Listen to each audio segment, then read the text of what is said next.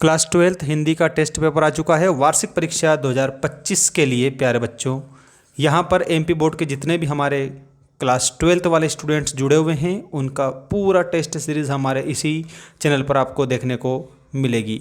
तो दोस्तों, ये जो मॉडल टेस्ट पेपर है ये आप लोगों को सारे क्वेश्चन में उत्तर सहित बताऊंगा। आइए स्टार्ट करते हैं। इसमें सभी प्रश्न दिए हैं। सबसे पहला आपका जो प्रश्न है वो आपकी स्क्रीन के सामने आ चुका है, आप देख सकते हो। ये रहा आपका पहला प्रश्न, जिसमें कि सही विकल्प चुनकर आपको लिखना है।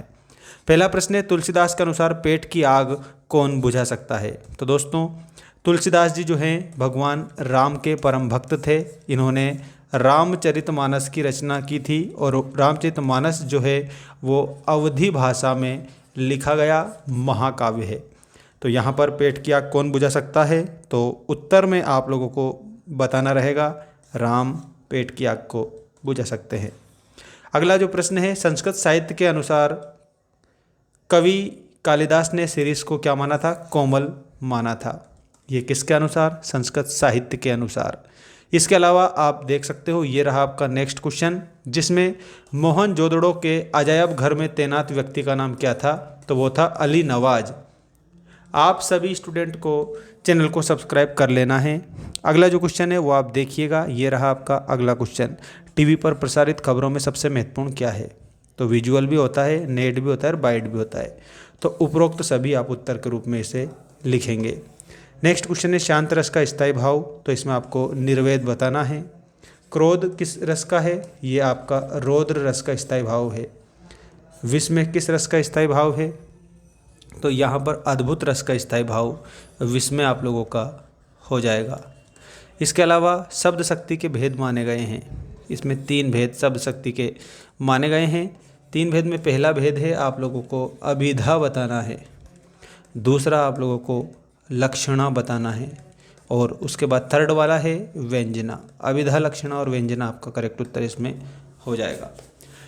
इसके बाद में आप देख सकते हो, रिक्त स्थानों की पूर्ति कीजिए वाला अति महत्वपूर्ण प्रश्न। पहला प्रश्न है, उषा का अर्थ है, तो उषा का अर्थ होता है भोर। लुट्टन गुरु किसे मानता था, ढोलक को वो गुरु मानता था। लुट्टन जो है ना वो ढोलक को अपना गुरु मानता था। ठीक है। मोहनजोदड़ो से सिंधु नदी 5 किलोमीटर की दूरी पर बहती है। रेडियो नाटक में पात्रों की संख्या बहुत क्या होती है, कम होती है, बहुत कम होती है। रचना का आधार पर वाक्य के, तो आपको बताना है रचना का आधार पर वाक्य के 3 भेद होते हैं। संचारी भावों की संख्या 33 मानी गई है, संचारी भाव 33 है। अब सही जोड़ी आप देख सकते हो, ये आपकी सही जोड़ी आपकी स्क्रीन के सामने आ चुकी है। हालावादी कवि हरिवंश राय बच्चन बताना है। इंद्र सेना का मतलब इंद्र की सेना बताना है। ड्रेसिंग गाउन का मतलब उपहार बताना है। संपादकीय पृष्ठ में अखबार की आवाज़ बताना है। रसराज श्रृंगार रस को कहा जाता है। ये आमने सामने जोड़ी मैंने आपके लिए बना दी है। संदेह या शंका का भाव किस में होता है, तो ये आपको याद रखना है। संदेह या शंका का भाव होता है संदेहवाचक वाक्य में। चित्रकार क्या होता है, चित्रकार चितेरा होता है। अब हम देखेंगे एक शब्द या एक वाक्य में उत्तर लिखिए वाले प्रश्न। पहला प्रश्न है, बच्चे किसकी प्रत्याशा में होंगे, तो उसमें आपको याद रखना माँ की। ठीक है, मतलब माँ के आने की। श्रम विभाजन किस समाज की आवश्यकता है, तो यहाँ पर आधुनिक समाज आप लोगों को उत्तर में लिखना रहेगा। आनंद यादव का मन किस बात के लिए तड़पता था, तो इसमें आपको पाठशाला जाने के लिए आप उत्तर में बता देंगे। पाठशाला जाने के लिए आनंद यादव का मन तड़पता था। ठीक है, ये आप उत्तर में याद रखेंगे।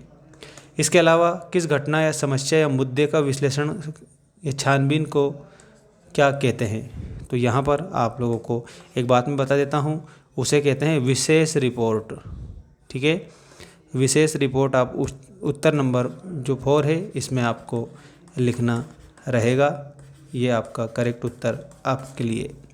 जिस काव्य में छंदों का पूर्वपर संबंध ना हो उसे क्या कहते हैं, उसे कहते हैं मुक्तक काव्य। मुक्तक काव्य आप इसमें उत्तर बता देंगे। ठीक है, इसके बाद छठा क्वेश्चन देखेंगे आप सभी। ऐसा लघु वाक्यांश जिसके प्रयोग से भाषा में सौंदर्य उत्पन्न होता है क्या कहलाता है, तो वो कहलाता है मुहावरा।